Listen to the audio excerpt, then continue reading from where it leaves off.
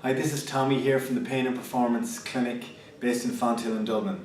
Just going to talk through the best things that you can do to make it less likely that you're going to pick up injuries.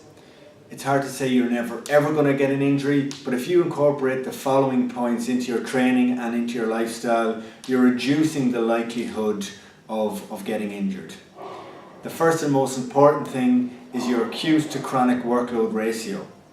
A lot of people get injured because they spike their training. So they go from a period of not doing a whole lot to going, right, I'm going to train really, really hard now, and their body and tissues aren't able to cope with that increased load.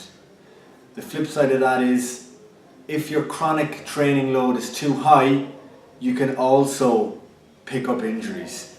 In that case, because of overload. So you're trying to get that acute to chronic workload ratio right, and by acute I mean that's a situation like a competition or a match where you're going to push yourself to the limit. The best thing to do is get a high chronic workload. So that means you train consistently and you train hard.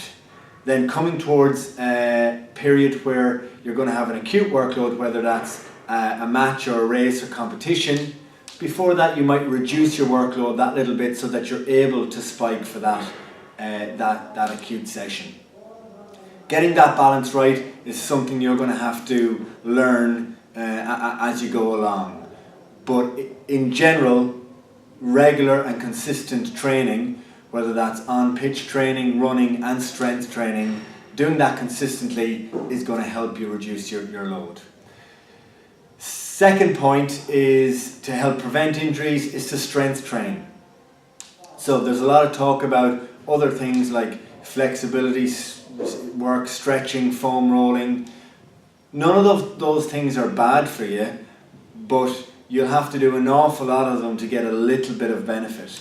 The absolute best bang for your buck is to strength train. If you make yourself stronger, your body and your tissues become able to cope with more load, so less likely to break down under pressure then.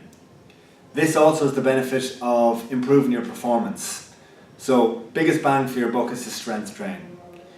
The third point you can do is to watch your sleep, nutrition and hydration.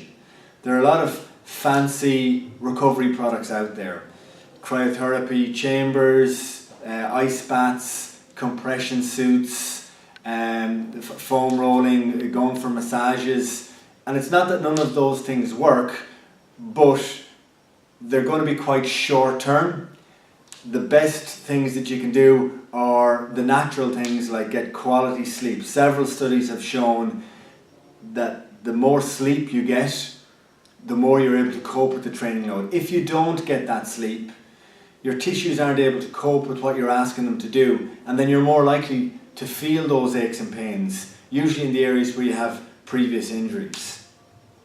So the three main things are your acute to chronic workload ratio, strength train, and get your sleep, nutrition and hydration right. Other tips are variety in your training. So there is a lot of talk about overload and overtraining. People who don't play sport often train 5, 6, 7 times a week. So it's not that you can't train every day, but you might just not do the exact same thing every day. So instead of just running every day, maybe you'll include some strength training in that. Now, even though I haven't mentioned things like yoga and Pilates and these sorts of things, there's no magic bullet there, but if you try something, whether it's swimming or any of those classes, and it makes you feel better and you enjoy it, well then do that. If you're a little bit on the tight side and a little bit inflexible, I would recommend strength training, but if you decide to do yoga and you find that that makes you feel better, well then do that, or the same with Pilates.